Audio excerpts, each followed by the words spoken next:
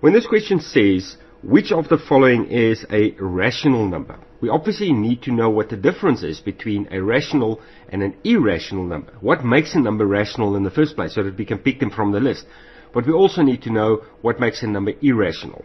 And for that, we just need to revisit the number systems quickly. Now, we've got the normal numbers that we can see things. We can see 1 tree, we can see 2 people, we can see 3 cars, and so forth. Those are called the natural numbers. When we add a 0 to this list, we now talk about the counting numbers or the whole numbers. So all that happened was we added a 0 to the list. Then we can take those numbers, those natural numbers, 1, 2, and 3, and we can just put their negative equivalents into the mix as well. Which means we can go to the left-hand side of 0 for -1, and then -2, and then -3, and so forth. All the way this way, and all the way that way. This whole list of numbers literally incorporates everything from -infinity to positive infinity. However, it doesn't include any fractions yet. So that list of all the numbers, positive and negatives and 0, is called the integers. But it doesn't include any fractions. And if you think about it, between any two of those integers, literally between any two of them, we can add millions of possible fractions. But those fractions come in 2 shapes or forms. Actually 3. In terms of the normal fractions, 2, and in terms of decimal fractions, 3. So let's take a look first at the normal fractions. We've got something like a half, and we've got something like a third.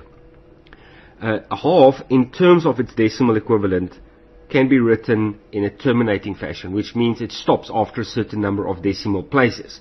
A third doesn't stop. It carries on forever, but it repeats the same pattern. But then you get something like square root of 2, which in decimal form will just be 1,41 something. It just carries on forever and it doesn't repeat. So in terms of rational numbers, those will be the first 2 numbers. Then these will be the irrational numbers. That's the symbol for irrational numbers. A rational number has got 2 types of definitions. You can pick one, whichever suits the situation. First of all, we can write them as fractions. You'll see that we cannot write an irrational number as a normal fraction. It doesn't have a numerator and a denominator. In terms of decimals, it either stops or it repeats a pattern. Irrational numbers don't do either. They just simply don't repeat and they don't stop. So if you think about the integers, if you think about the whole numbers, if you think about the natural numbers, all of them are also rational because you can take any of those numbers. Let's say we pick 3. We can write it as a normal fraction, or we can write it in terms of decimals where it stops, 3,0, or you can write it as 3,000 forever. It just never stops, but it repeats the same pattern, 0, 0, 0. So that will still be a rational number according to the definition. And then we've got all of these numbers, literally all of them, are then called the real number system, which means it's all possible numbers that we can work with on a calculator. Literally all the possible numbers. You can work with it, you can calculate it, you can find the values of these numbers using a calculator. Those are real numbers. But then we get non-real numbers, 2 of them. Firstly, we get where, for instance, you will divide by a 0, and then we'll get where you get a negative under a square root sign.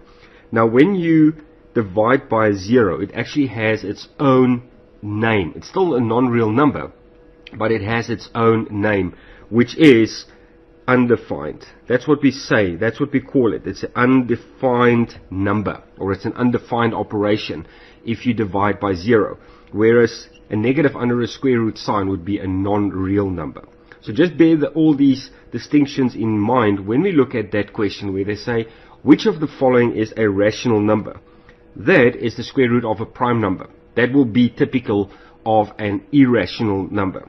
This is a non-real number, negative under a square root sign. There is again the square root of a prime number, so that will be irrational as well. Whereas the square root of 16 can be calculated as 4.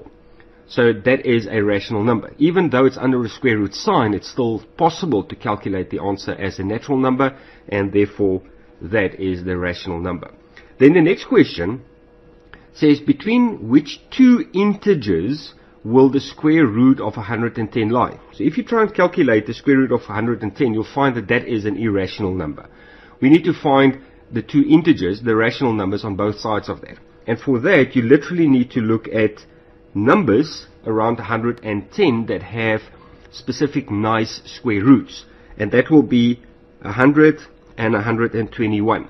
Because the square root of 100 is 10, the square root of 121 is 11, and obviously the square root of 110 lies perfectly somewhere between 100 and 121, but the answer of the square root of 110, which is what they're asking for, will therefore lie somewhere between 10 and 11. So between which two integers? It is literally between 10 and 11.